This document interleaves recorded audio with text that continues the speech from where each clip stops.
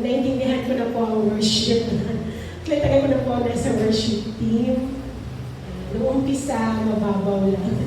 Kanta-kanta lang. Or natulak, napilitan kumanta kasi nalala ko lang walang worship leader. So, napilitan. Struggle ko po kasi yan kasi yung katotohanan po na hindi naman talaga maganda yung boses ko. Hindi po yun false humility. Hindi mismo po yung nanay ko nagsabi sa akin ng sabi ko, magsusonglit ako, sabi niya, hindi ba anak dapat mag-aral ka muna ng voice lesson? Sabi ko, salamat naman sa inyong suporta nanay. Talagang hindi sila masyado nung sabi ko mag-worship team ako. Anyway po, but as I understand po how to worship the Lord, so hindi na po ako naging conscious. Kahit po, pag kumakanta ako sa stage, nagpo-flat, nawawala, bed. Kasi po, ang naiintindihan pa na lang is it's between me and the Lord, worshiping Him. Ano yung nasa puso ko? Out of tune po yung boses ko. Pero kung yung puso ko ay tunay na basag po sa Panginoon, alam ko po tatanggapin niya yung awitin. Amen. That's why I always encourage all of you po, when it's worship time, in terms of singing before the Lord po, bigay po natin yung best worship natin. Huwag po tayo magpa-cute. Kasi wala naman pa kayo makatabi natin na it's really between us and the Lord. So, kung ano po yung nasa puso natin, that's the only time we can experience po a breakthrough, we can experience po yung presensya ng Panginoon. Pag ito ako natin ang pagsamba po natin sa Panginoon. Amen? Anyway po, siguro po, let's go to our topic for today. Sa John 6 or 6 verses 1 to 14. Mahaba na naman po. Nawa po na-enjoy po natin ang magbasa po ng salita ng Diyos. More than po the explanation, kapag nangusap na po sa atin ang mismong salita ng Diyos, it's more than enough. Anyway po, let's all read. If you have your Bibles with you, samahan niyo po ako or may nakaredy naman po na ihabol ang ating Bible verse today. John 6 or 1:6 verses 1 to 14. Ang pagpapakain sa 5,000. Pagkatapos nito, tumawid si Jesus sa ibayo ng lawa ng Galilea na tinatawag ding lawa ng Tiberias. Sinundan siya ng napakaraming tao sapagkat nakita nila ang mga himalang ginawa niya sa pagpapagaling sa mga may sakit. Verse 3, umakyat si Jesus sa bundok kasama ang kanyang mga alagad at naupo roon. Noon ay malapit na ang Pasko ng mga Hudyo, or in English po, the Jewish Passover celebration. Verse 5, tumanaw si Jesus at nang makita niyang dumarating ang napakaraming tao, tinanong niya si Felipe, saan kaya tayo makakabili ng tinapay upang makakain ang mga taong ito? Verse 6, sinabi niya iyon upang subukin si Felipe sapagkat alam na niya ang kanyang gagawin. Verse 7, sumagot naman si Felipe or Philip po ang English. Sabi po, ito po ang sagot ni Philip sa verse 7. Kahit na po halagang 200 salaping pilak ng tinapay ay di sasapat para makakain sila ng tig-kakaunti. Sinabi ni Andres na isa sa kanyang mga alagad at kapatid naman ni Simon Pedro. Ito po ang sinabi ni Andrew sa verse 9. Mayroon po rito isang batang lalaki na may dalang 5 tinapay na sibada. Ang sibada po is barley at 2 isda. Subalit sasapat kaya ang mga ito? Paupuin ninyo ang mga tao, sabi ni Jesus. Madamo sa lugar na iyon. Umupo nga ang mga tao. Sa kanila ay may humigit kumulang sa 5,000 ang mga lalaki. Kinuha ni Jesus ang tinapay at matapos magpasalamat sa Diyos ay ipinamahagi iyon sa mga taong nakaupo. Gayon din ang ginawa niya sa mga isda, nakakain ang lahat at nabusog. Nang nakakain na ang mga tao, sinabi ni Jesus sa mga alagad, ipunin ninyo ang lumapis ng di masayang. Ganon ang ginawa nila at nakapuno sila ng 12 kaing mula sa 5 tinapay na cebada. In verse 14 po, nang makita ng mga tao ang himalang ginawa ni Jesus, sinabi nila, tunay na ito ang propetang darating sa sanlibutan. Purihin po ang Diyos sa kanyang salita sa mga ito. Let's just pause po for a short prayer. Salamat po Diyos, aming Ama, sa mapagpalang umaga ito, Diyos, na muli dinala po ang mga pangyapak namin sa lugar na ito with joy and excitement in our hearts, Father God, Lord, na marinig po ang inyong salita sa umaga ito. Inyong mensahe sa bata sa amin sa amin ito. Salamat, Panginoon, you have answered our prayers, O Lord God, sa napakagandang panahon, in spite, Lord, in the past days, naranasan namin ang mga pag-ulan-ulan.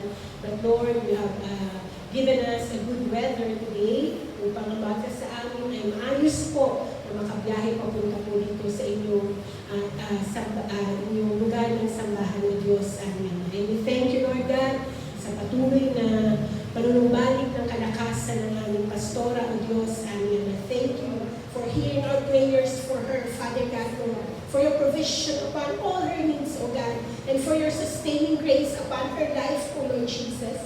We know, Father God, Lord, na darating po ang isang Sunday, Lord God, na siya po ay magte-testify right in this very place, Father God, Lord, ng lahat ng kamanghamanghang ginawa ninyo, Panginoon, sa kanyang buhay. Salamat po, Diyos, sa aming Ama. Sa umaga nito, Panginoon, kayo po ang patuloy na mangusap sa bawat isa sa aming Panginoon, na hindi lamang po, O Diyos, marinig ng aming mga tenga, Panginoon, ang inyong salita sa umaga nito, kundi, Lord, give us the understanding, give us the perspective to see it the way you want us to see, Father God, Lord. Because, Father God, Lord, minsan napakahirap po, Panginoon, ang maniwala o manampalataya. But Lord, help us in our unbelief, O Lord Jesus, that this very day, that this very moment, O Lord God. Hallelujah. Samahan po kami patuloy ng inyong presensya, O Diyos, Aming Ama. Let your Holy Spirit move mightily in this place and speak unto our hearts and our minds, O Lord God, na hindi po kami lalabas sa lugar nito, na hindi po namin naririnig ang inyong tinig. Dahil alam namin, Panginoon, kayo po ang nagdala sa mga pangyapak namin sa lugar nito, dahil meron po kayong special na mensahe para sa basa sa amin, O Diyos, amin na. Salamat po, Panginoon, sa inyo po ang aming samot nilangin, sa mga Panginoon pangalan ng Jesus. Amen. Amen. Tuloy po tayo. Parang doon pa lang po sa worship, okay na tayo eh. Anyway po, Jesus, sabi nga po, ito po ay Jesus feeds 5,000 po ang title po nito, ang pagpapakain ng 5,000 sa John 6 verses 1 to 14.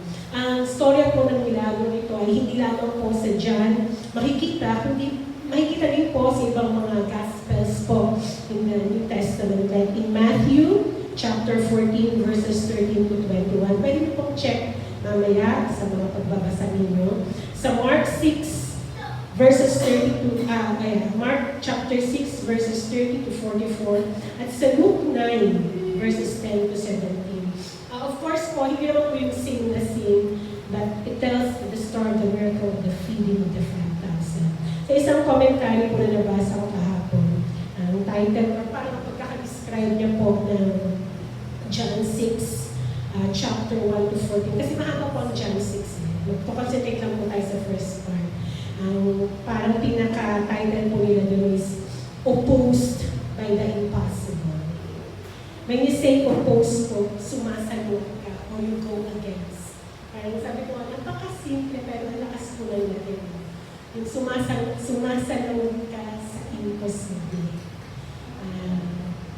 Some matatakot po pag mga panahon na imposible.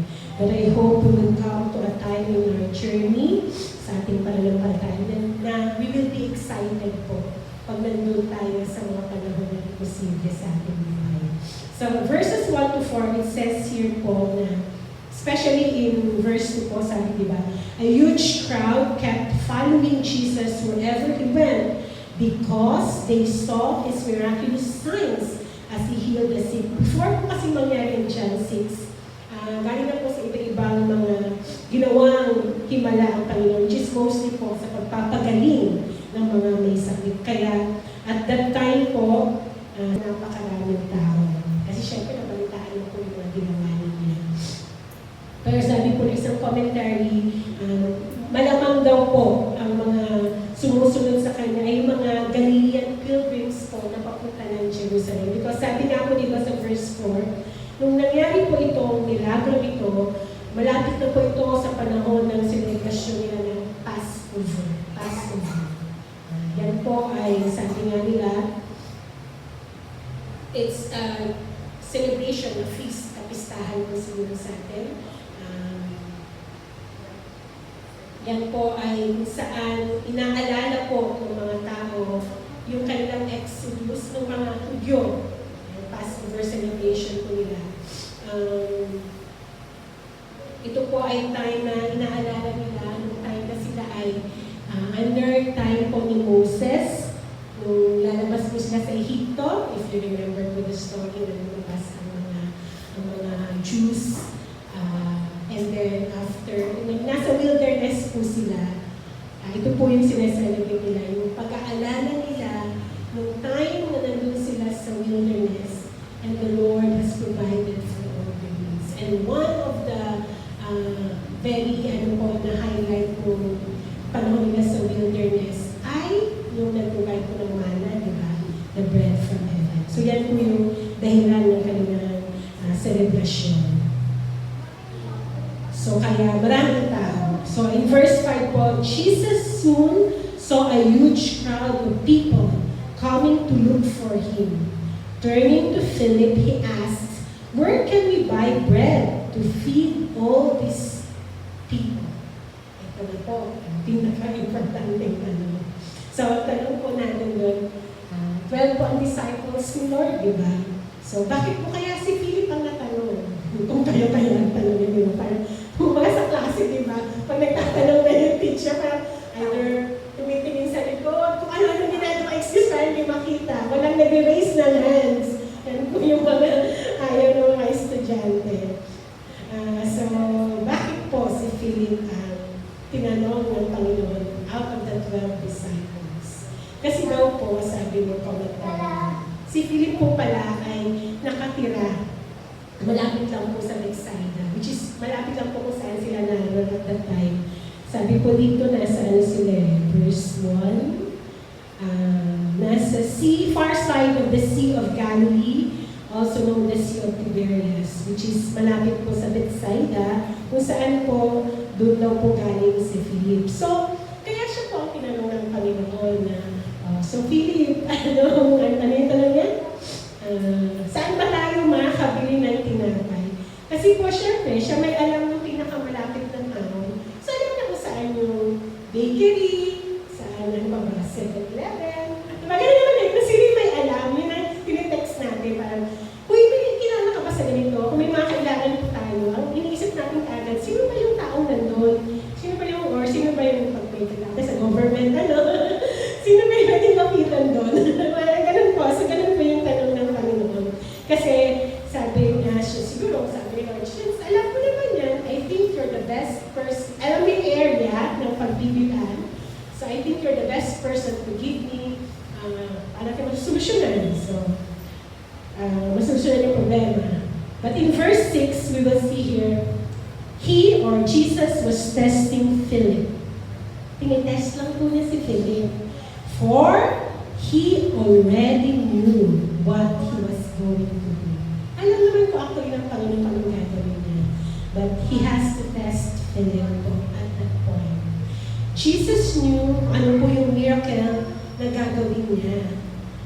Pero gusto niya pong bigyan opportunity na maturuan po yung mga disciples at that time. Para po sa Panginoong Jesus, hindi lang po ito yung pagkakataon na I have to get my job done, na magmimilagro ako dito. Sa kanya, ang hindi lang po yun ang gusto ma-accomplish ng Panginoon that time. But gusto din po niyang ma-accomplish na may matutunan po yung mga disciples niya sa mga panahon niya. And then in verse 7 po, it says here, yung sagot po ni Philip. Medyan po natin ang importansya yung 6, 7, and succeeding. Sabi po ni Philip, Even if we work for months, we wouldn't have enough money to feed them. Sino nakaka-relate? Lahat. Ganito po tayo eh. No?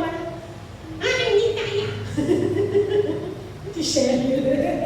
Sabay gano'n. Sa dalawang problema po ang hinarap, kung hindi man si Philip, the whole disciples, diba? Siyempre kasi nandun yung mga disciples, nakikinig din yun, diba? Siguro sa isip ba? Budod na rin ako tinanong ni Lord.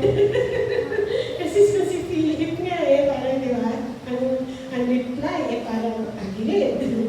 So, dalawang problema po ang kinaharap nila, ni Philip. Una po, the possibility po na wala silang fund. Kasi biglaan po yun actually yung story na yun. Hindi nila ina-expect na pag-cross nila to the other side, na marami palang maghihintay. Doon kasi nga hapon yung mga tao kay Jesus. Ang parang ang plan nila is to rest, kaya sila lumipat ng other side. Pero pagdating nila doon, ang daming tao. So, pwede wala silang fund or meron na silang fund, pero konti lang siguro. Tapos, ang pangalawa pong challenge nila, sige, given, may fund tayong pambili, parang sabi nga, hindi natin kaya i-feed yung ganang kadami. Libo. Actually, if we read naman it completely, sabi, 5,000, 5,000. Pero lalaki lang po yung kinount nila. Hindi dun sinabi na counted yung mga anak at yung mga asawa. Ganun kasi sa mga Jews, parang nakaseparate yung mga lalaki. So, yun lang na-count nila. So, yun na. Either wala or kulang ang fund. Tapos, kung may fund man, hindi siya enough para ma-feed po yung lahat. We have to take into consideration po, si Philip at ang mga disipulo po, before this time po ng miracle na ito, before this happened, nakasama na po nila ang Panginoon Jesus. At yun nga po, as I mentioned, nakita na po nila ibang mga milagro ng Panginoon, nagpagaling, nagpalayas ng mga demonyo. So, parang, okay, kasama nila, nakita nila. Pero bakit kaya gano'n ang sagot ni Philip, no, sa verse 7? Even if we work for months, we would have enough money to feed them. Dapat po sana, diba, since kasama mo na si Lord, matagal mo na siya kasama, dami mo na experience na ginawa ng miracles. Dapat po, sabi nga po isa po, dapat ganito na yung faith ni Philip sa pagsagot. Pero ano lang po yung sa Bible, commentary po ng isang writer. Sabi nga, dapat si Philip, since kilala niya ng Panginoon, na-experience siya na himala ng Panginoon, dapat sinagot niya, Master, I do not know where the food to feed this crowd. Pero mas sigit ka kay Moses. Diba? Sabi niya, na si Moses nga, na-feed niya yung napakaraming Hudyo sa wilderness. Sabi niya gano'n. And God can do much greater sa iyo. Kasi siya ang Son of God, diba? You're much greater than any prophet. Parang gano'n. Sabi ko, dapat sana gano'n. Kasi kung yung faith niya, ayos na. Pero as we all know, hindi po gano'n ang sagot ni Philip. Hindi siya nag-by faith. Ang kanyang sagot po ay base po sa kanyang knowledge ng sitwasyon at yung paano po isolve. Yung feeling natin, gano'n diba? Let's say you're an accountant or you're sa trabaho mo, may mga expertise ka eh. Ganun din po si Philip. Doon niya binase, calculate siya in short.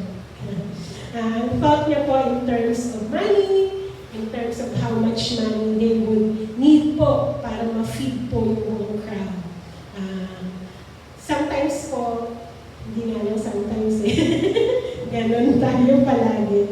I for one po, sa tagal ko na din po ay medyo ang daming best ko na din po bumagsak din sa ganitong ano. Yung utak ko nag-calculate agad. We often, sabi nga po ng author, we often limit God the same way, looking for how God's work can be done in the smallest way. But in fact, Jesus wanted to use a completely different approach and provide in a big way. Kasi daw po si Philip, more on sa figure siya, and he believed kung ano po yung sa mga statistics, sa tables, ngayon, Okay naman po siya. Kumbaga strength niya yun eh. Ganun po talaga minsan may mga strength po tayo ng expertise. Kaya lang po, nakalimutan niya yung importante pong elemento sa pagkakalculate niya. And that was Jesus. Kasama po nilang Panginoon at that time, di ba? So, hindi niya nakita ang Panginoon. Nakafocus siya sa niya. Aray ko. Ako na binabasa ko ito, wala naman, sa akin po pala naman sabay gano'n yun. And so, his answer po ay, syempre, tagilid po yung sagot ni Lord. You can say the name po, no? Philip was, siya po ay a matter-of-fact person. He relied on his own calculation kaysa po sa mga unseen resources, which is the Lord.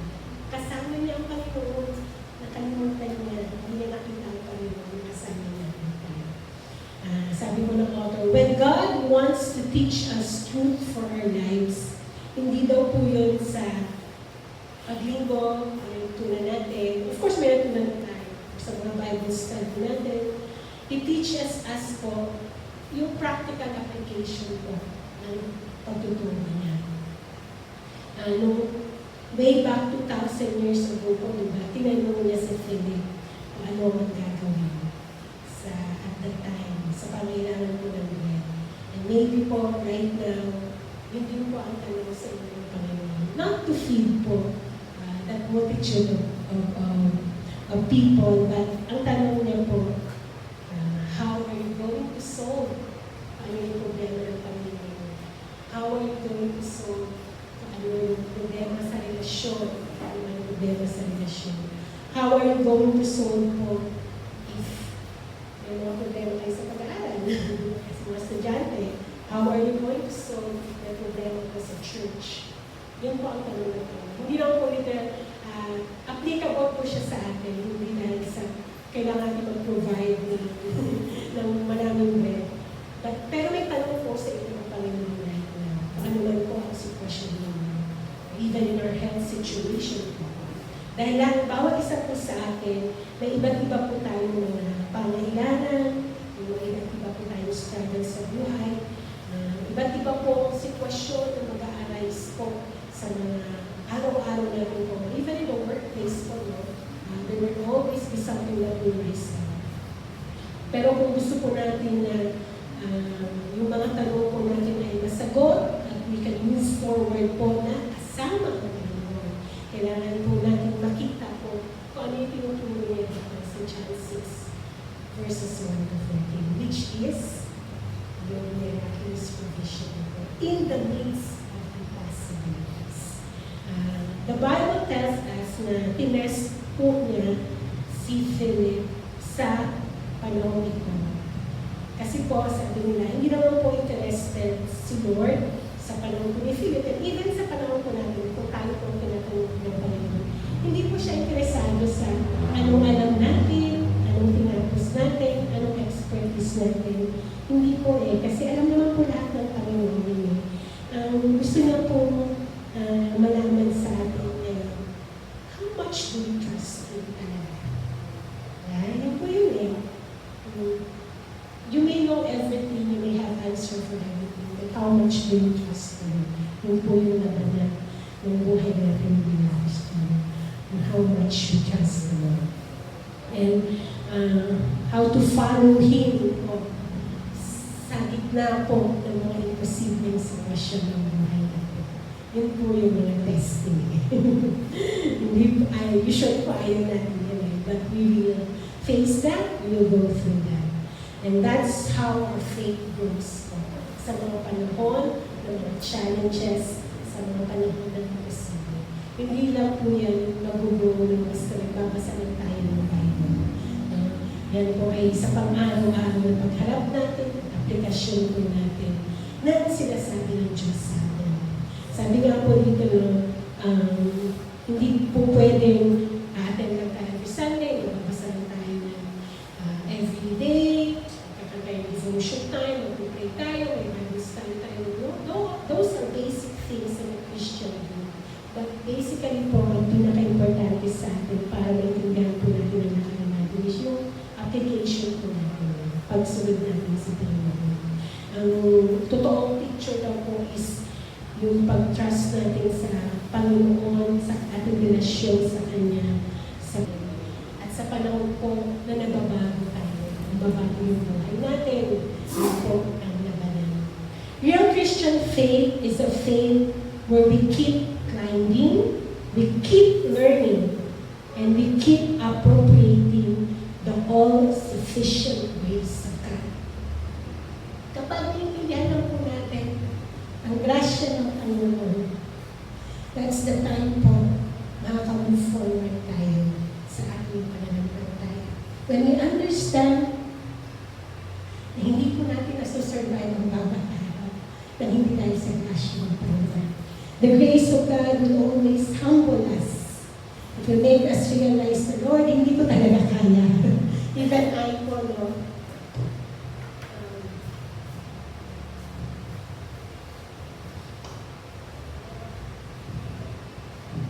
hindi ko actually madaling tumayo dito. I have always been a good student. Madali po ako matuto.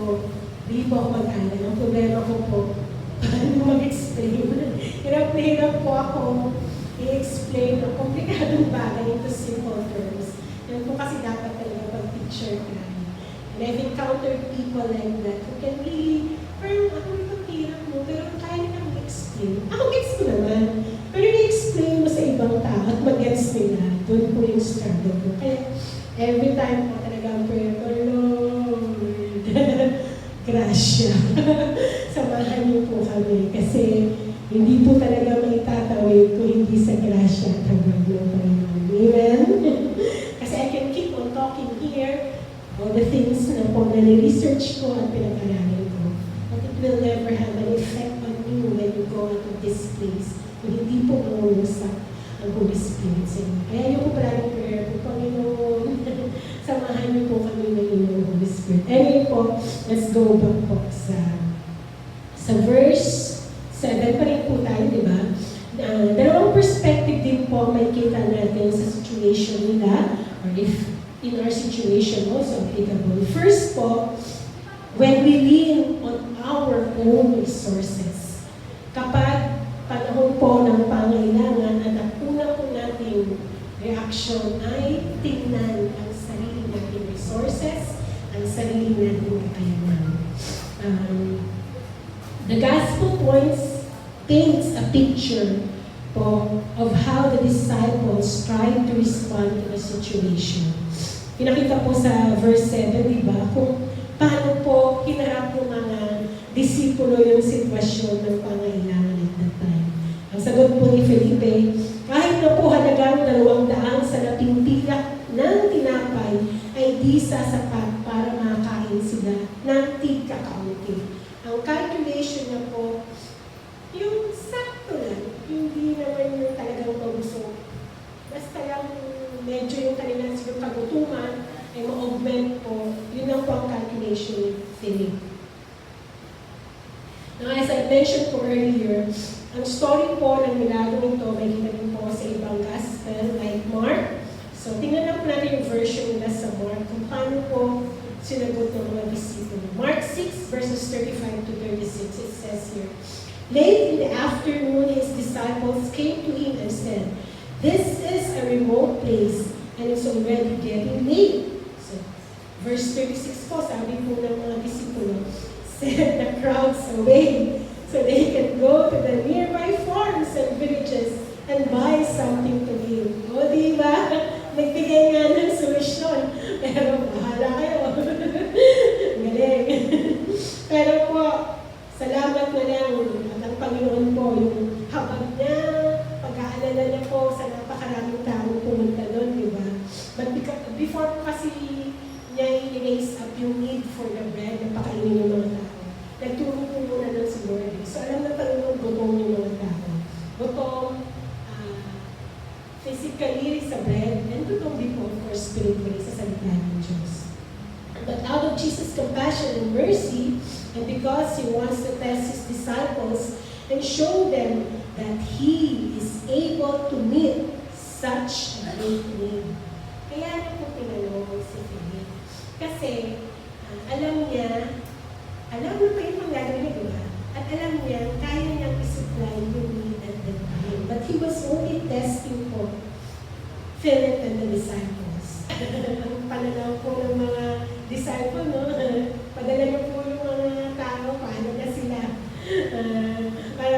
Parang minsan po tayo ganun, no? Parang in-excuse natin yung sarili natin sa problema. Bahala na sila mag-solve niyan. Yung ganun po tayo na attitude, no? Parang hindi ko naman alam yung problema eh. Yung mga ganun po, minsan even in the office, ganun po tayo, no?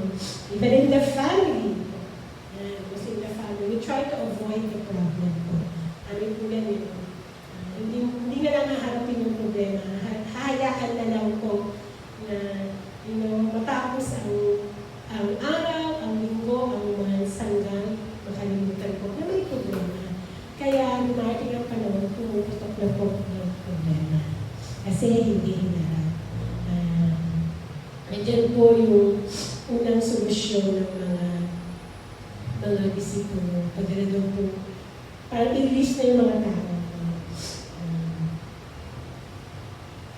Ganun na ganun daw po tayo pagka may mga crisis din po tayo sa buhay. Especially kung pangailangan o even health issues po, no? Ang una natin pumapasok sa utak natin. Kano ba yung todo natin? Kano ba yung savings natin?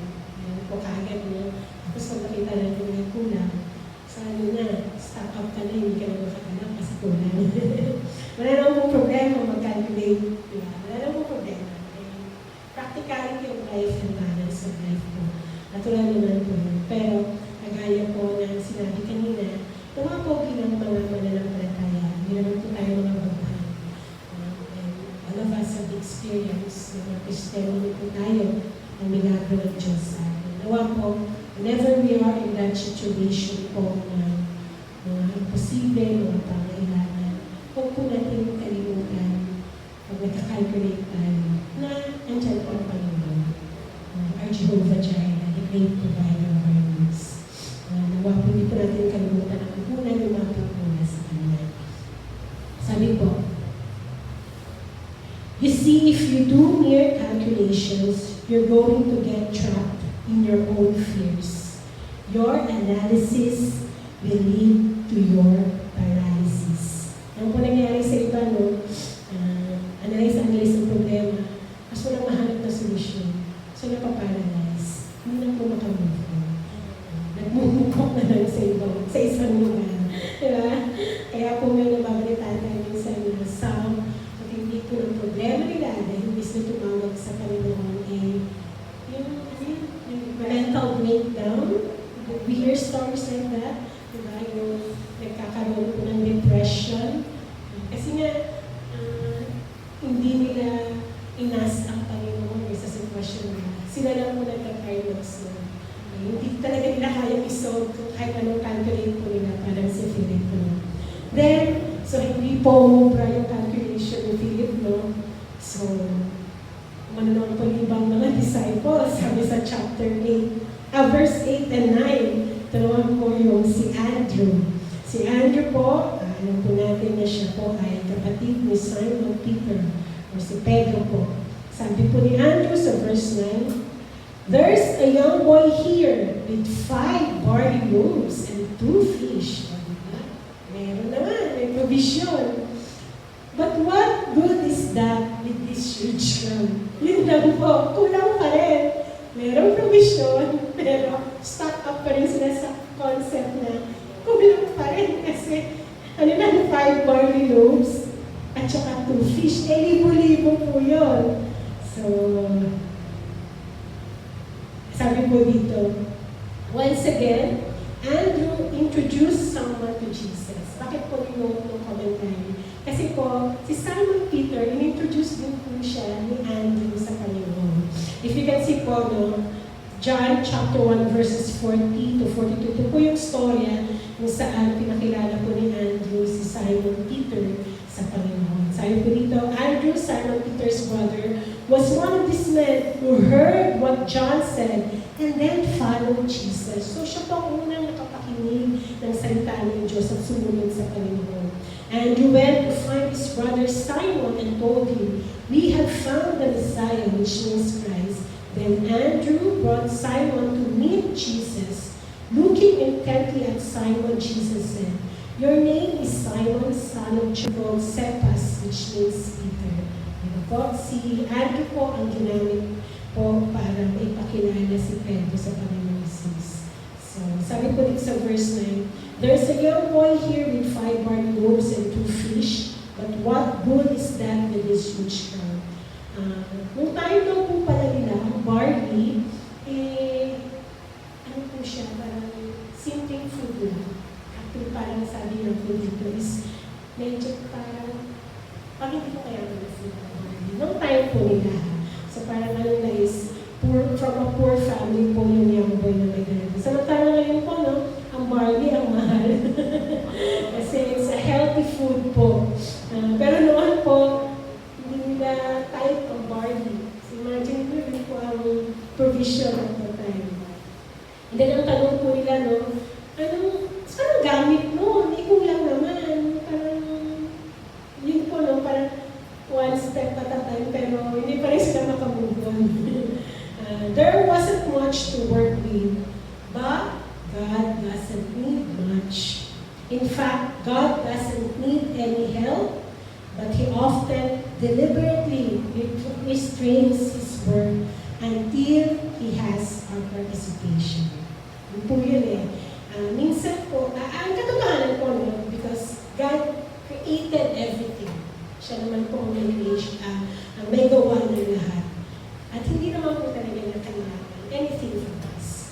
But then again, He wants us to participate, just like po the disciples. In that participation, because He wants also for us to experience miracles. Yung po yun.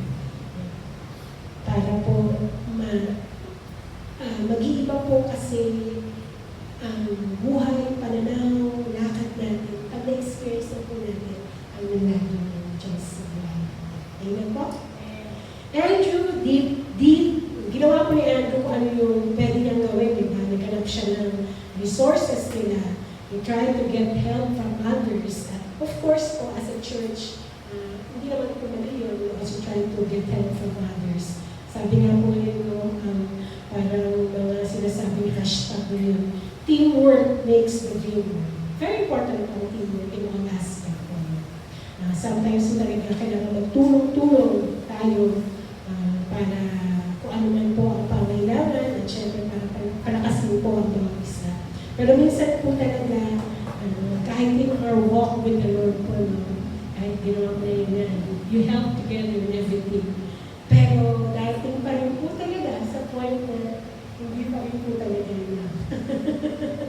Hindi pa rin po enough yung 5 loaves at yung 2 fish. So, ano na po yung gagawin natin ngayon? Andyan naman, pero kulang.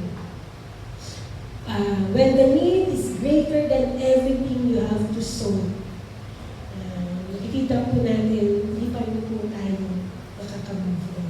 May provision, pero kulang. So, hindi pa rin makagalaw.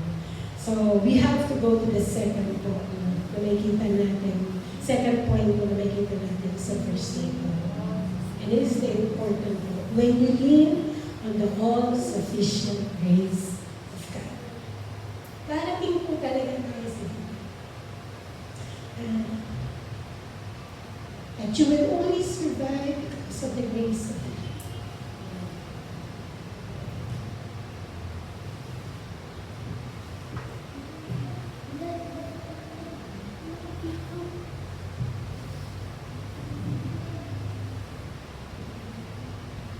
The scripture tells us that when you turn to Jesus, sabi po ng Panginoon, di ba?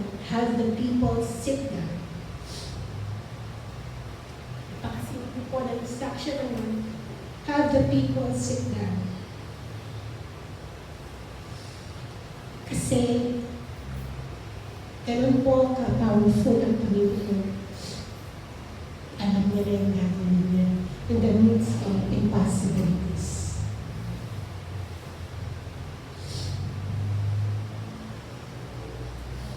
The moment po na batang yun ay dinala sa kanya, alam na po niya kung ano yung gagawin niya.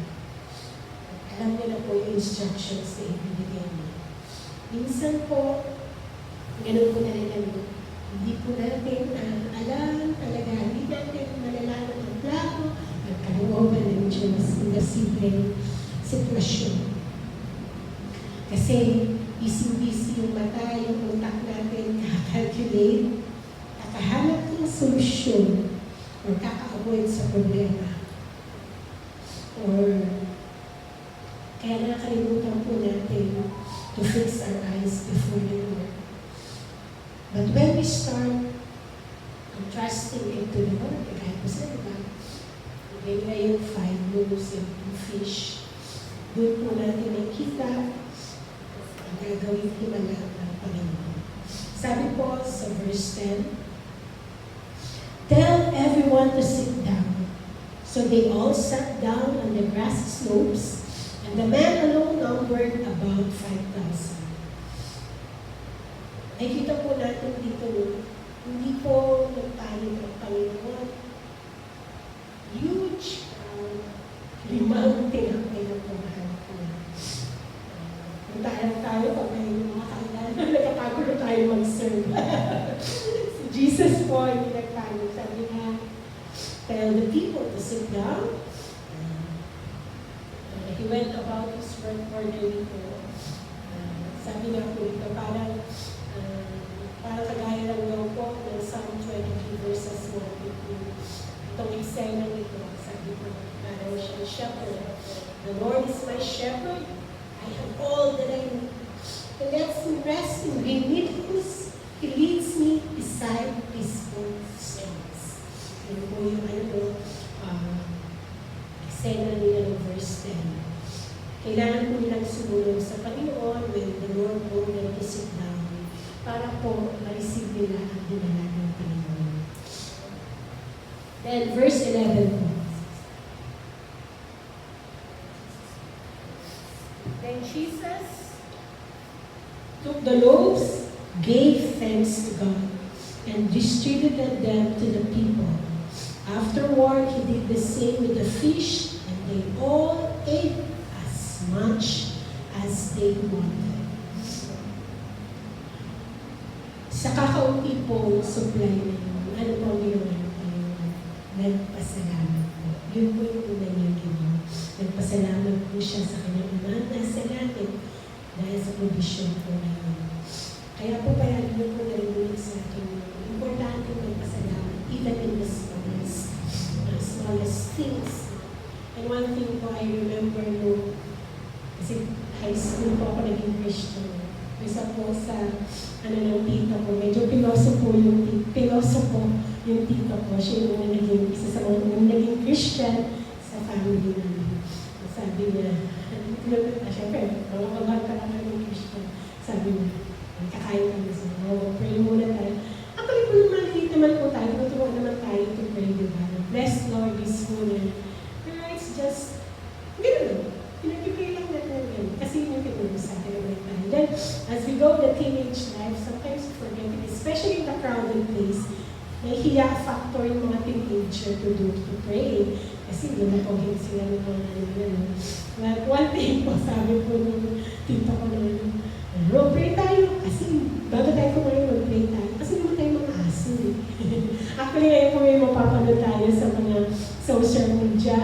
May mga aso. Tumahan po mag-pray yung bago kumain.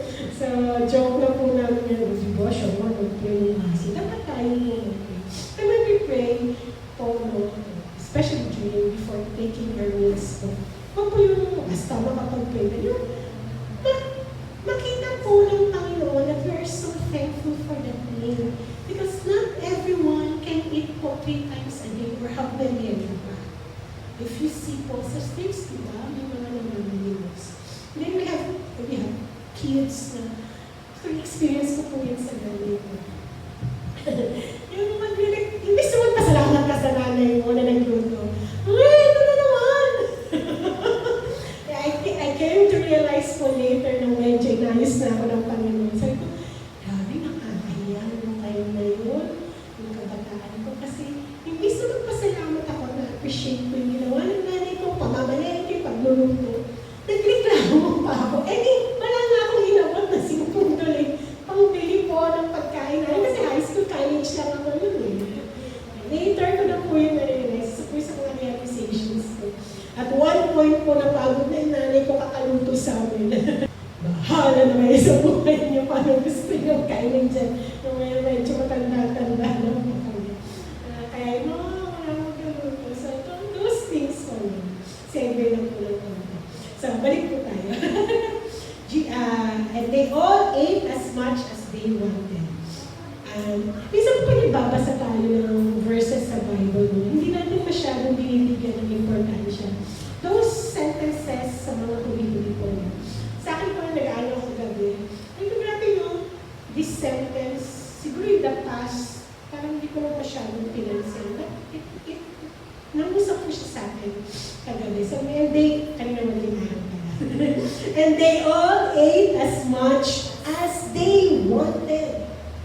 Ibig sabihin po nun, God's supply was extravagant. As much as any of them wanted. All ate until they were completely satisfied. Balikan po natin. Calculation if and yung enough lang. Nakakain lang.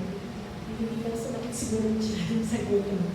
Pero po, yung binigay nila sa Panginoon, sobra-sobra po ang naging supply po ng Panginoon. So imagine mo po, from 2 fish and 5 loaves, ang ending po, eat all you can. Wow. Diba? Parang po ma-amaze na kayo eh. How it started, how it ended. Gusto mo po ba ng ganun experiences sa buhay? Amen? Dapat po. Yung mga imposible, magiging posible dahil po sa Panginoon. Hindi po sa atin yung malakas sa kakayanan. Ang importante po ang storya ito. Or sabi niyo po, so bakit kaya syempre focus sa iba sa milagro eh. Pero parang tinignan din po ng isang author yun, bakit food? Yung supplication ng food po. Sa panahon po pala ng Old Testament, na parang nare-relate nila yung pagkain, yung drinking po sa prosperity. Which is totoo naman po, diba? Parang ganun din tayo ngayon pag yung especially pag may mga celebration, mga Christmas, ni-equate natin pag maraming handa, blessed tayo. Mag-usahan ko yung equitable din. Kasi dalawa naman sa bahay. So, konti lang ang naghanda namin. Tapos, pinapapayat pa po ako ng ate ko. So, hindi pwede maraming pagkain. Sorry. Pero yun po, kaya big thing po na inano po yun na figure of prosperity po yun na nakakain sila sa Old Testament, sa mga Hudyo po. Kasi it is often used, the blessings the people of God would enjoy the promised land. Yung po kasi marami na pangin sa promised land, diba? The land of milk and honey, kasi hindi sila magugutom. Kaya sa Egypt mo, syempre slaves sila. Diba? Medyo wala ako. So, nasa verse, ito lang po tayo. Essential. Pinapindot ako. Pumunta sa taas.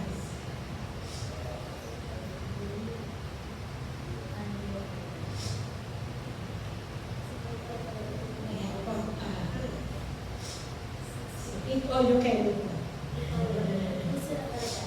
Until God works, you're not going to see the answer. Hanggat hindi po gumalaw ang Panginoon sa buhay natin, hindi po natin makita ang kasagutan. And we'll always be tensionado, nag-worry, gumagawa ng calculation. Yun po ang magiging buhay natin. Of course, let's go to verse 12. Malapit na po. After everyone was full, Jesus told his disciples, now gather the leftovers so that nothing is wasted. So they picked up the pieces and filled 12 baskets with scraps left by the people who had eaten from the 5 dry loaves. Grabe po, no? Hindi lang po sakto, hindi sobra.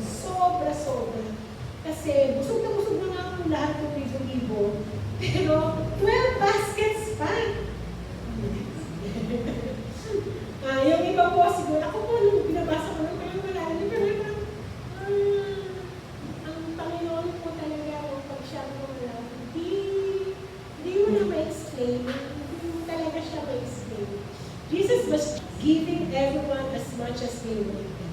This was a remarkable miracle. And Jesus demonstrated to the disciples the giving character of God. The same character God desires to build within us. Proverbs 11 verse 24 says, "One person gives freely, yet gains even more. Another withholds unduly, that comes to poverty." Diba po, yung bata, binigay niya po yun. Baon niya po yun eh. Pero binigay niya. Kaya po, nagkaroon po ng provision. At ang balik ay mas marami po. Jesus was generous but never wasteful. Jesus wanted to make good use of everything. Kaya po pinaipon niya po yung mga nabibigay. Let's go po to verse 14. When the people saw him do this miraculous sign, they exclaimed, "Surely he is the prophet we have been expecting." After po nila ma-experience, sunod lang po sila ng sunod kasi nalilinig po nila yung mga ginawa ng Panginoon. Because they were there at the very action po ng gumawa po ng himala ang Panginoon. Kaya po nasabi niya na siya na yung propeta na hinihintay nila. Ito po yung naging reaction niya sa milagro. The way Jesus provided bread for a multitude in the open air or in the wilderness, niremind po yung mga tao doon kung paano po gumalaw ang Diyos nung panahon po ni Moses na finid po ang Israel ng mana sa wilderness. Kaya po nasabi nila, ito nga yung propeta na sinabi ni Moses, doon po sa Deuteronomy 18 verse 15. Sinabi po ni Moses doon, "The Lord your God will raise up for you a prophet like me from among you, from your fellow Israelites. You must listen to him." So yun po, ito nga yung propeta na pinangako noong panahon ni Moses. The crowd was willing to support Jesus so long as he gave them what they wanted. Yung tinapay. Sumunod po sila dahil pinupay po yung tinapay sa kanila yung panahon po na sila ay totoo. It is easy to criticize how the crowd loved Jesus for the bread he gave them, but we often only love Jesus for what he gives us. Minsan po ganun lang nun. Okay lang tayo sa Lord pa. Okay tayo, pinukuman lahat ng pangailangan natin. Pero tandaan po sana natin sa walk of faith natin na mahalin, sundin po natin ang Panginoon kung sino po siya.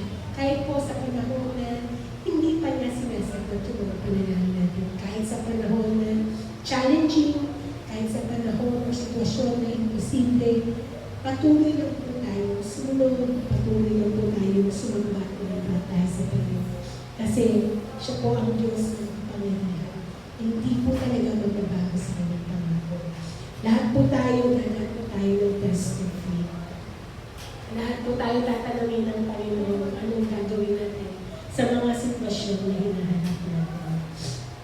Kaya po sana sa mga panahon yun, maalala po natin kwento po sa John chapter 6 na kaya-kaya po ang milagro ng Panginoon sa anumang pong sitwasyon. Maybe po, let's end po with this reminder.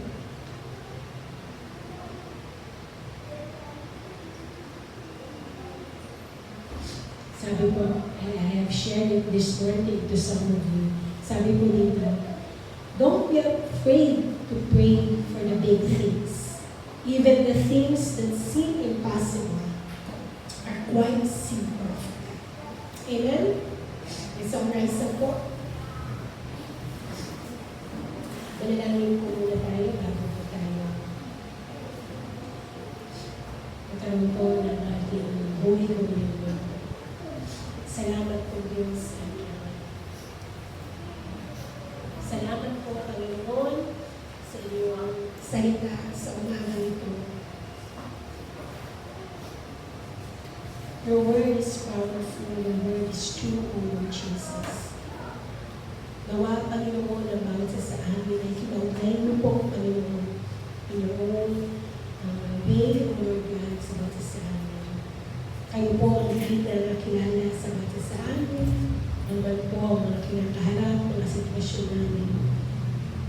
Mga sitwasyon po na challenging, mahirap, mga sitwasyon po na imposible at hindi po namin kaya sa aming mga sariling kakayanan, talino, lakas o Diyos sa akin. Ngunit salamat na lamang sa inyong grasya at habag at pagmamahal sa bawat sa amin. And if we choose to trust in you, Lord Jesus, you can do great and mighty things in our lives, O Lord God. I just have to surrender unto you, O Lord, our weaknesses, our struggles, O Lord God. At sumunod namin